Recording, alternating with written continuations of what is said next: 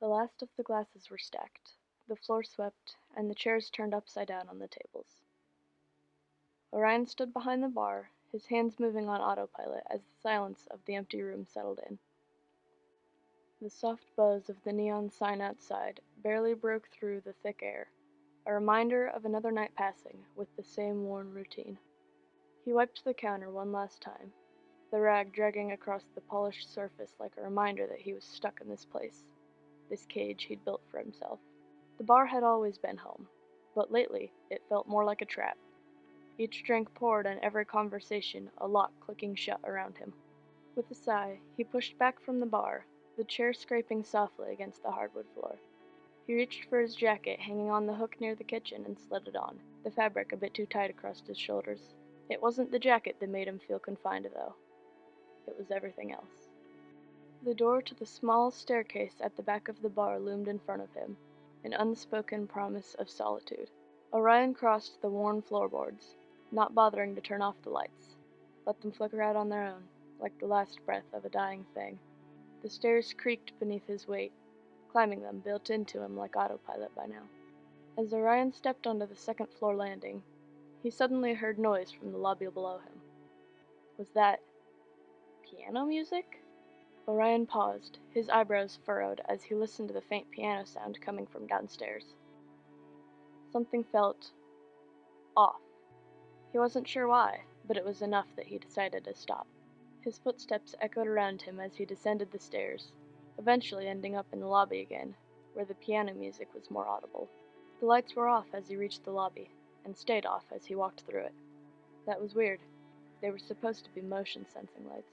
Moonlight seeped through the windows, lighting up patches of the floor and illuminating floating specks of dust, now looking almost like a magical haze.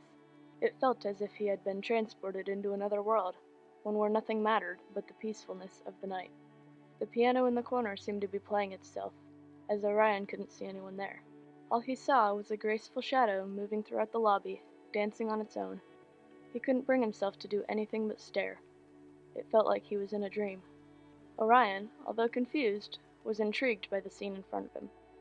The moonlight filtered through the windows, creating a peaceful atmosphere, and he couldn't help but watch as the graceful shadow danced to the music. He wanted to say something, but he was in such awe that he couldn't tear himself away from the sight.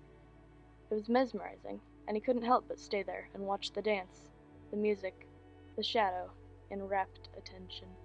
As the shadow stepped into a patch of moonlight, the light caught their eyes, the glittering purple eyes of Lyra as she came to a stop, staring into the shadows, right at him. She couldn't have possibly seen him, and yet she knew he was there. She held a hand out in his direction, not saying a word, but waiting patiently. Orion watched as she came to a stop, transfixed by the moonlight shining on her eyes and the way her hand was outstretched, almost like she was inviting him to join her. He wasn't sure if it was really her or just another one of his drunk hallucinations, as the shadows made it difficult to see in the dimly lit lobby. But he did find it tempting, and slowly stepped out into the moonlight, his curiosity growing with each step. Lyra smiled softly as he stepped out of the shadows, still holding out her hand to him. Orion felt like he was in a dream as he reached out and took her hand, her delicate touch sending whispers through his veins. He had his fair share of dreams, drunken ones too, but this one felt different, more vivid and real. He didn't understand why, or how, but he couldn't deny the feeling of warmth that spread throughout his body, especially as he kept staring at her face.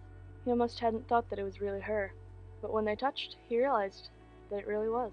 Then, Orion was struck with a realization, piercing through his head.